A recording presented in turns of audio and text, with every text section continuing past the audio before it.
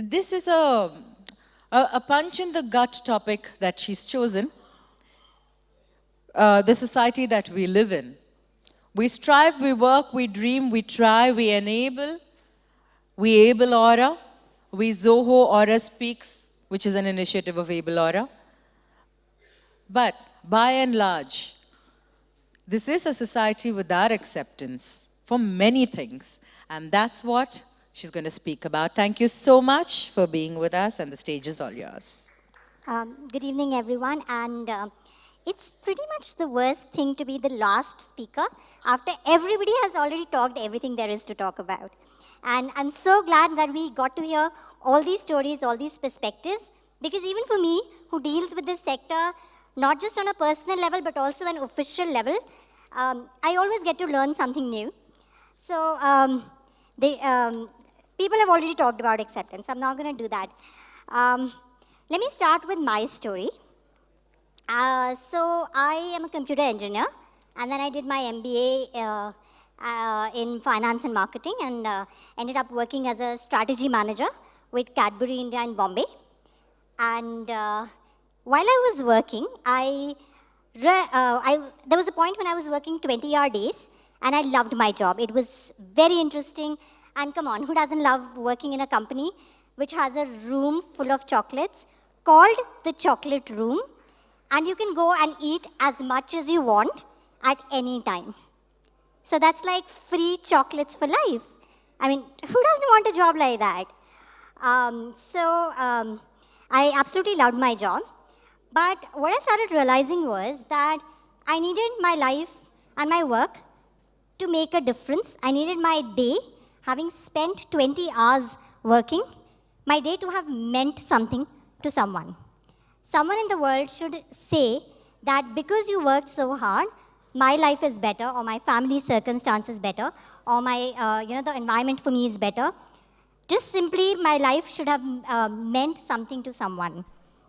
And I quit, and I joined the civil services. I decided to join. I didn't get to join yet. And I gave the exam, and I got into the IRS, and then I kept giving.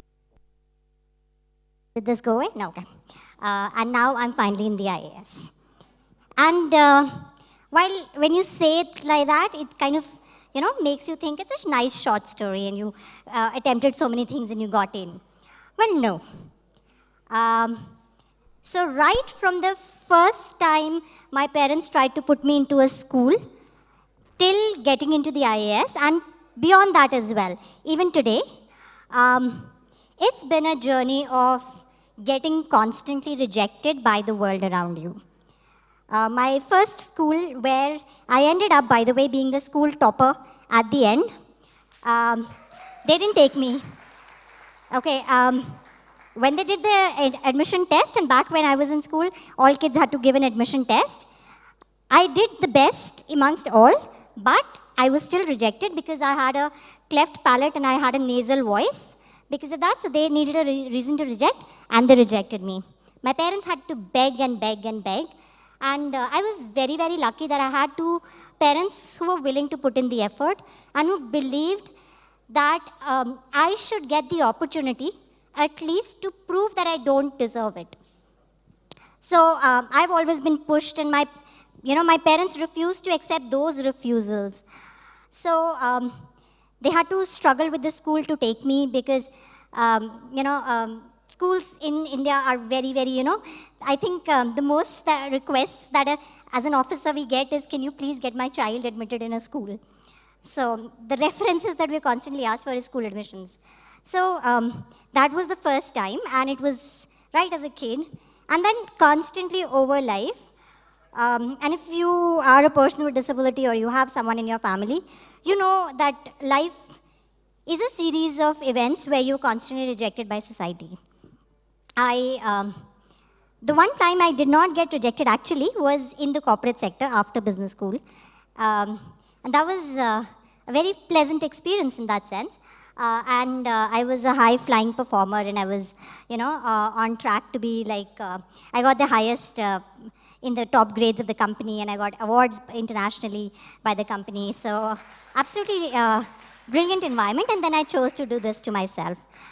The first time I gave civil services, I got in. I got in means I got a rank, and but I knew that my rank isn't good enough to get into the IAS or the IFS, which were the two services that I really wanted. So I started preparing again, and I got phone calls from other candidates while I was preparing, saying, "Do you know what happened to you?" At this point, I did not know something had happened to me. I mean, I started figuring out if something had happened to me, because, imagine being unaware that something big has happened to you, because strangers are calling and asking you, "Oh my God, what happened to you?" And you're like, "What?" So I figured out, and I realized that, so now when you get selected in this exam, there are two things that the government judges you on if you're a person with disability. First, what is your disability? And second, what are your abilities which enable you to do those jobs? For me particularly, I fit into the category of abilities for all the jobs. So whatever abilities they needed me to do, I could do all of them.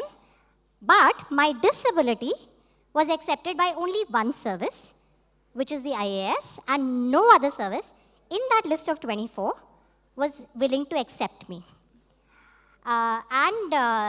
It's not just, I later found out that it wasn't just those 24, it's across the country. Every government job has made me ineligible because of my disability. And when you ask them that, what about the abilities that you need for this job?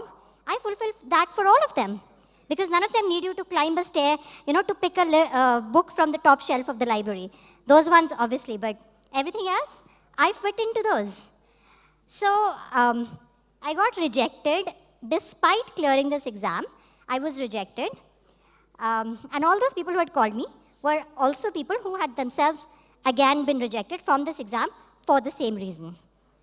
At this point, I knew that, by this time, a year has passed. I gave my second attempt, and again, the same exact thing happens. I get a similar rank. I'm not eligible for the IAS or the IFS. I'm eligible for IRS. And again, I get rejected, and not just by IRS, all the other services as well, saying that we don't want a person with your disability. And I decided at that point that this was happening to other candidates as well, and unfortunately, it has been happening. So I decided that maybe my mission here was to, solve this. I mean, I have come into the system to make a difference. Maybe this is the difference that I'm supposed to make. And I filed a court case. I started that battle. It took a third attempt, and again the same thing happens. And I tell you, I promise you, this almost never happens. Nobody gives civil services attempt and gets the same exact service every single time. So the third time, again, this happens. And again, I get rejected. And but by the time the result for the third time comes, my judgment for the court case comes, and I've been given a positive judgment, and I'm allowed to join IRS. But so there's a different part of the story which I tell civil services aspirants to scare them enough. But I'm going to skip that. But then my joining was very delayed, and I gave the exam a fourth time, and I got into the IAS. And today, and you would think that, if you've gotten into the IAS, the world would be easier. So let me tell you about my first posting. My first posting was in a rural part of Delhi, which is pretty much Haryana. So imagine being a woman officer who's your size and who looks like me, getting posted in a patriarchal Haryana sort of place, a rural part. So I remember in the beginning when people, and as a sub-collector, right, as an SDM, which basically meant that I dealt with all the land matters. And if you know the land prices of Delhi, you know the kind of intensity and passion that people have for it. So I remember I used to be sitting in my office, and people would come in, and they'd be so flustered that there's this woman sitting there, and she just doesn't, look like anything. She's basically this tiny little person sitting there. So they would frantically hunt for any male they could find, And any of my juniors, if they could, be lucky enough that I would have a junior sitting who I was giving a briefing to or who I was having a meeting with, they would start telling that person their problem, not facing me, just facing like this and telling them their problem, and constantly talking to them. And, the good thing is I'm used to rejection by everybody constantly. And what I realized very early on is the world doesn't know you. The world hasn't lived in your shoes. The world doesn't have the same experiences as you. For example, let's take a case of two twins. They're born at the same time. They live the same lives. They do everything together. One day, one twin goes into the toilet, comes out, everything hunky-dory. The second twin goes, and there's a snake inside the toilet. It's the same toilet. It's the same, the same two people who've done everything together. Now, the first one is never going to be afraid of going to toilets, but the second one will. So nobody on earth has lived your life, knows your experiences, has your talents or your skills.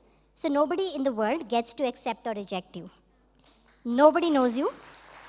And this is something that I learned very early on. I learned that how do I decide that you are allowed to tell me who I can be or what I can be or how I should live my life? By what logic should I allow you to do that or allow your opinions to define my life? And allow your opinions to tell me, what my limits are. Because you've not been inside my shoes. You've not thought like me. You don't have my intellect or my abilities or my disabilities, for that matter. And as we all have heard over the day, disabilities in each of us is different. Even Rekha and Jayant, they would be different in the way their disability has manifested in them. So everybody is different, and that's when so for me, getting rejected by the system, and by the way, the government actually has a mandate to make the world equal for you. So I was rejected by the set of people who's pretty much, their job in the country is to not let inequality happen. So if you're a person with disability or if, you've lived with any kind of things, the only way to succeed is when you let the world, not let the world define you, define your limits, define what you can do. So all of those people who said I could not be any officer, today I sit as an IAS officer and I make judgments and I decide on the lives and the futures of many, many Indians, and on environment issues, on social issues, on land issues, on legal issues. Like we also we decide if criminals, we should file further court cases against criminals and all. So we pretty much decide everything in a particular jurisdiction that we have. So my one point here would be that you don't let the world doesn't know you. Nobody besides you knows you, so nobody besides you can tell you what to do. So completing my story from of all the gentlemen who come to my office, what I do normally is I pretend that they are talking to me. I pretend that they've asked me the question, and I keep answering them back. And I've been lucky that my team has always known how to behave.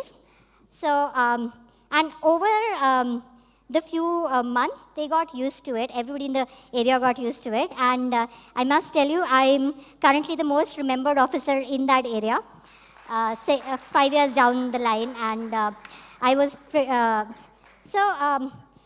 society starts accepting you. And Rekha very well said this, that the day you accept yourself, the world starts accepting you. The world will accept you the day you start accepting yourself.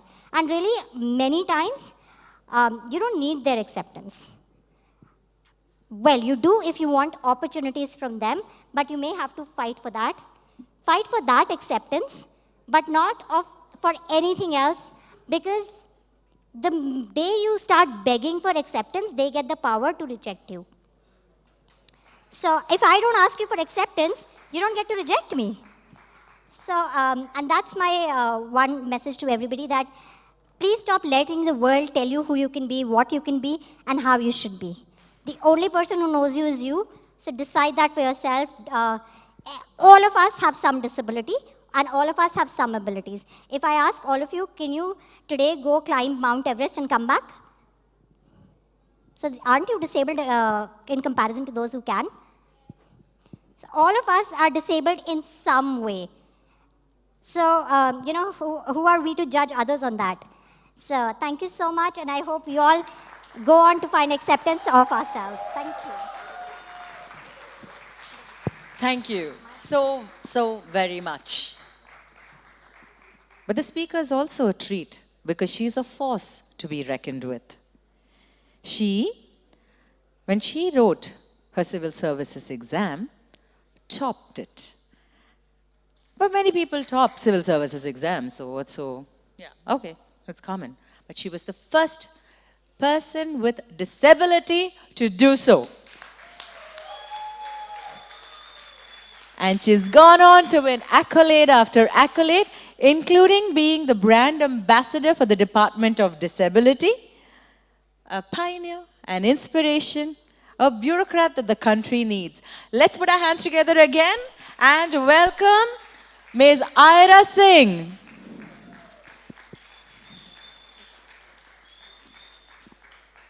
Hi.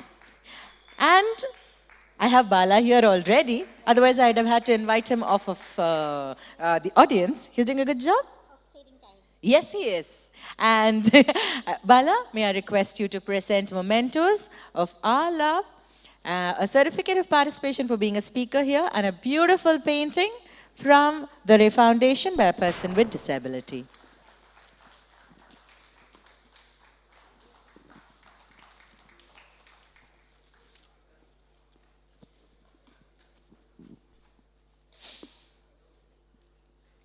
This is a punch in the gut topic that she's chosen. The society that we live in. We strive, we work, we dream, we try, we enable. We Able Aura. We Zoho Aura Speaks, which is an initiative of Able Aura. But by and large, this is a society without acceptance for many things. And that's what she's going to speak about. Thank you so much for being with us, and the stage is all yours. Jyoti, a child with disability, is a wheelchair user who dreams of a life like all the other children around. Jyoti had a lot of dreams and wanted to do a lot of things, but was mostly stuck in the bed with her mother Jaya, taking care of her. The opportunities were not accessible and affordable. One night, Jyoti had a beautiful dream. She saw all the things she always wanted to do. That's playing with her friends in the open, traveling and experiencing life like her friends do. Able Aura brings a new light of hope for Jyoti. And together with Able Aura, she relives her dream as a reality. There are many more Jyotis who have similar wishes. Join. Give a Wish campaign and empower a child.